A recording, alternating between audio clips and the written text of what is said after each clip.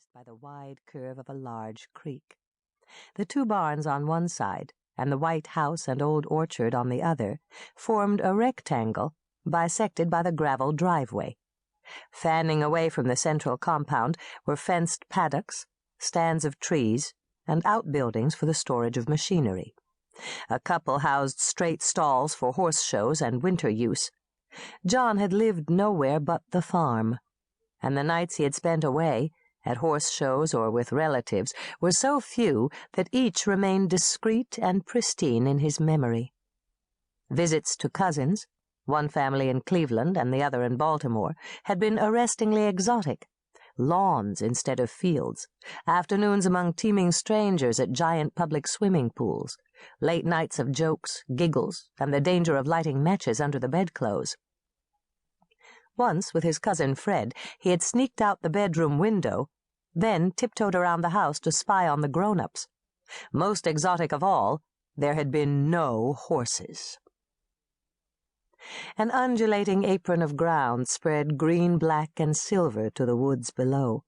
Mares and foals, feeling safety in the peace of the weather, were scattered over the lower third of the hillside, lying down or resting in the hammocks of their own joints. From where John stood, they all looked black, but when a head turned or a leg moved, bright white floated on the moonlight. This was more like it.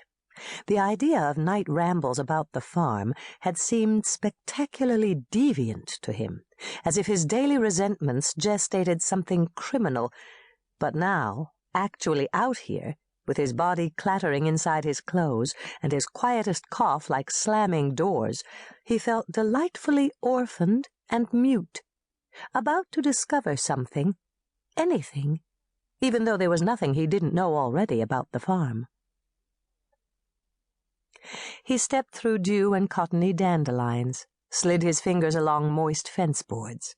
For a moment he lay down, first with his nose against the soil, then on his back, flat, as if the sky were a stone that pressed him down.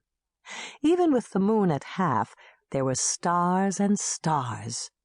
He thought of Buddy, a rather pretentious older cousin who'd once had a telescope, and set about looking for all the constellations in the northern summer sky. A telescope, a flashlight, and a star map. Buddy was very methodical. John narrowed his eyes, and the moon receded, making of the night sky a tunnel pricked with diamonds. He veered toward sleep, shook his head, and stood up. He came to the creek, where he had learned to swim. 5 strokes, walk across the gravel bar, 7 more strokes, turn around.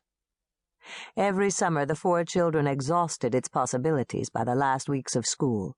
But now, as John stood on the slippery bank, drawn there by the dappling of light through the trees, he drew in his breath, as if something were about to happen.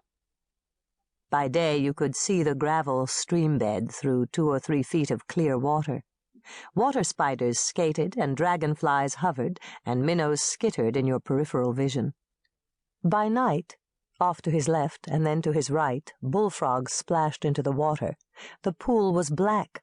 He could not see at all, but this betokened everything rather than nothing.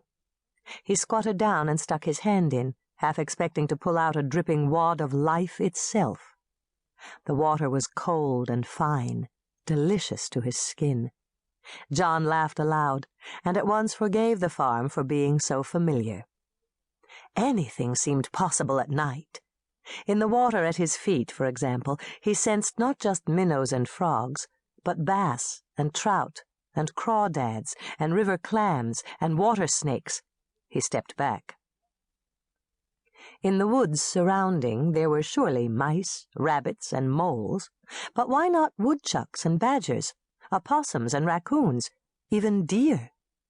Among the leafy limbs and hollows of the trees, box elder, white ash, sugar maple, walnut, white and red and pin oak, elm and hickory, sycamore and poplar, there must be orioles and woodpeckers and bluebirds and jays and cardinals, as well as sparrows, wrens, and robins. Owls and bats would be gazing upon him right this very moment.